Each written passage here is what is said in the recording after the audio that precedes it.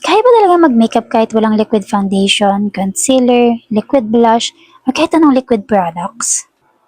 Oo naman girl, to be honest, that's how I did my makeup today. Walang kahit anong liquid foundation, skin tint, concealer, or kahit liquid blush. Wala. Talagang powder products lang lahat ng to girl. And pinaka matutuwa ka sa base product na ginamit ko para sa face na to. Powder foundation lang yon. So, hello everyone, my name is Yas and welcome back to my channel. So for today's video, we will be doing this makeup without using any liquid base products. So, if you want to know guys how I did this, just keep on watching. Para ma-achieve yung flawless, seamless makeup na gagawin natin today, kailangan natin ng good skin prep. Okay, mag-skin prep muna tayo. Mag-spray lang ako ng aking face mist. This is from Fresh Skin Lab. Ito yung Tomato Glass Skin. So, patuyuin nyo muna ng maigi yung mga products na nilalagay mo sa face mo, okay? Next is, I'm going to use a moisturizer. This is from the Origin Note, the Yolicera Moisturizer. Super love this moisturizer. So, skin prep ang labanan natin dito. Okay, guys? Dahil hindi nga tayo gagamit ng liquid foundation.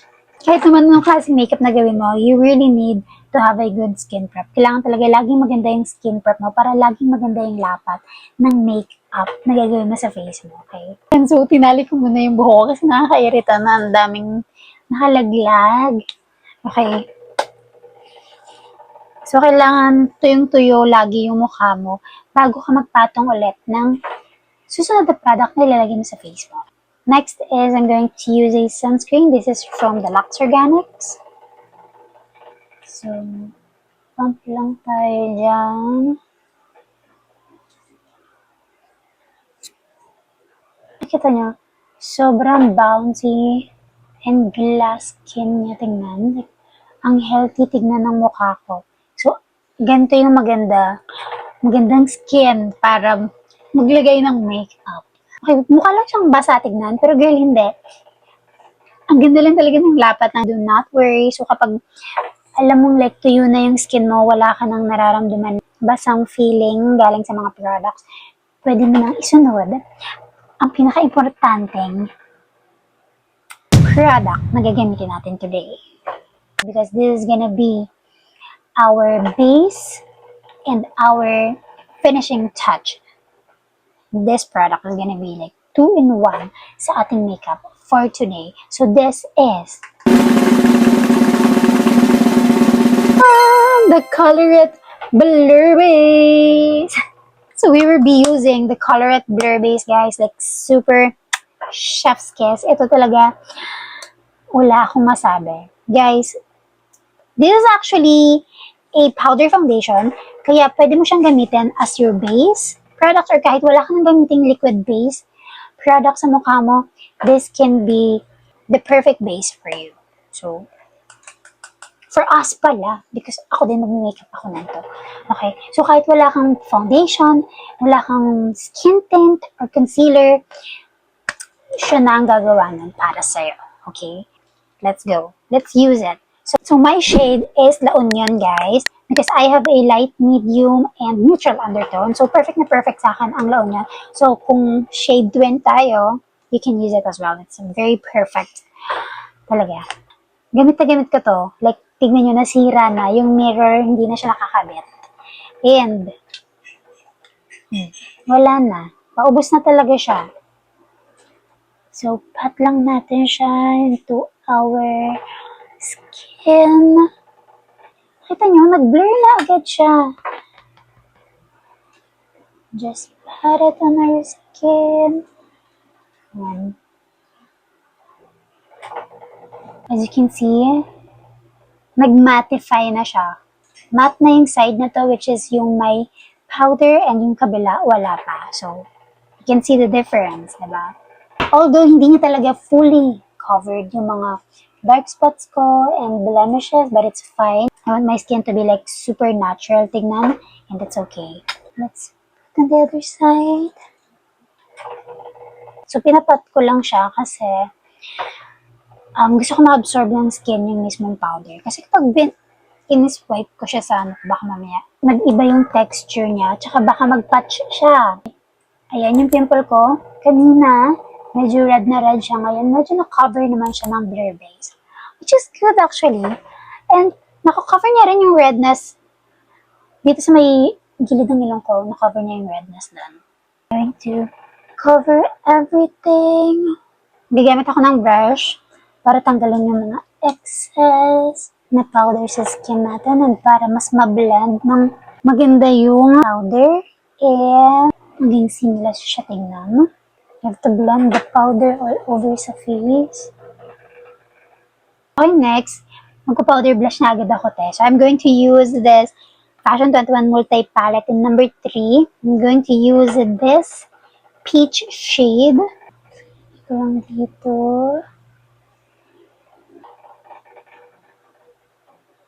So, hindi na ako magko-contour, guys. Okay na yung blush lang tayo today. Proceed tayo sa kilay. Simple lang yung kilay natin. Simple lang natin to.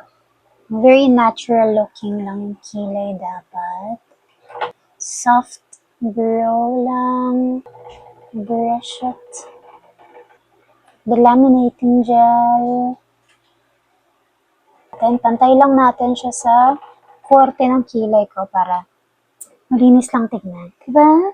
Okay, so very simple lang naman din yung makeup natin today, no? I'm going to use the Fashion 21 Multi Palette. Number 1 naman to. So, gagamitin ko tong red, parang terracotta shade. So, maglalagay lang ako dito sa aking eye ng onte. Maglalagay ako dito sa may under eye ng red din. I'm using my finger. So, for my eye, I'm going to do an eyeliner. Eyeliner. Yan. Okay, so we're gonna do our eyelashes na. So, magka-curl lang ako ng lashes. For my mascara, the Spotlight 3D Mascara.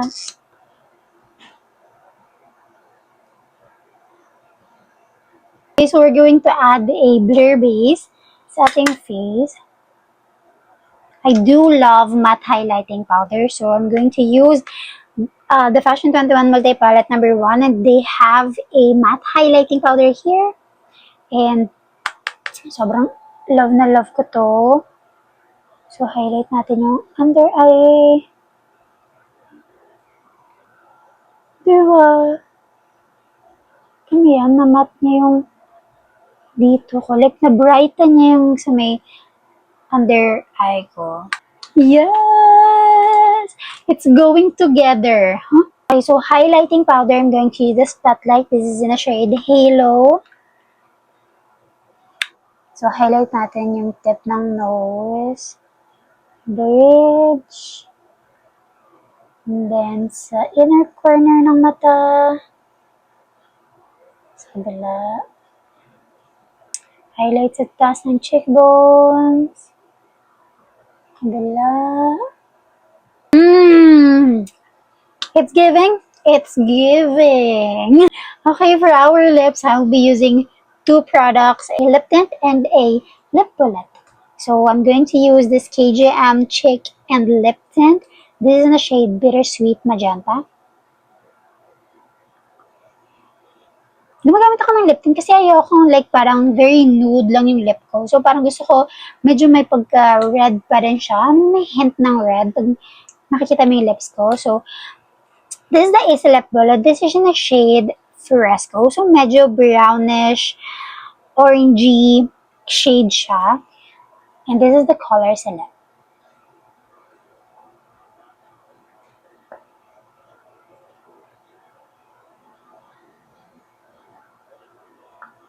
Yeah. Diba? Ang ganda ng combination niya talaga. Okay, matatapos na tayo. Diba, ganun lang yun kadali.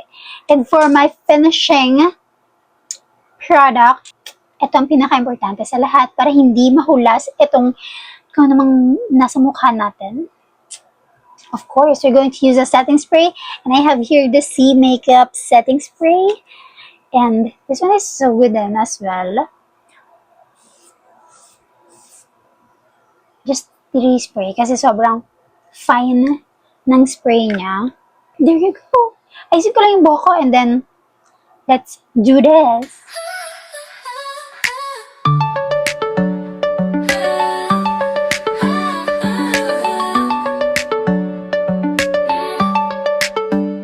Midnight on the crosswalk, city lights slipping slow, breathing in the cold air, thinking where you go.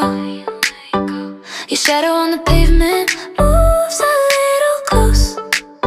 We don't say a word, somehow that feels like home. This is the look, guys. O, diba, hindi mo akalain na meron tayong foundation or meron tayong concealer. Because, look at that. Blur base lang ang base product natin today. And na-achieve niya yung ganitong kaganda. Ay, sabi ko sa'yo, kayang-kaya natin mag-makeup kahit walang liquid foundation, skin tint, concealer, kahit liquid blush, achieve ang full face makeup with just the powdered products na meron ka. Diba? Yes! So if you enjoy watching and find this video helpful, don't forget to like, comment, and subscribe para updated ka pa sa mga susunod na makeup videos na gagawin ko. And follow me on my social media accounts na nasa description box down below. Thank you so much guys for watching. Bye!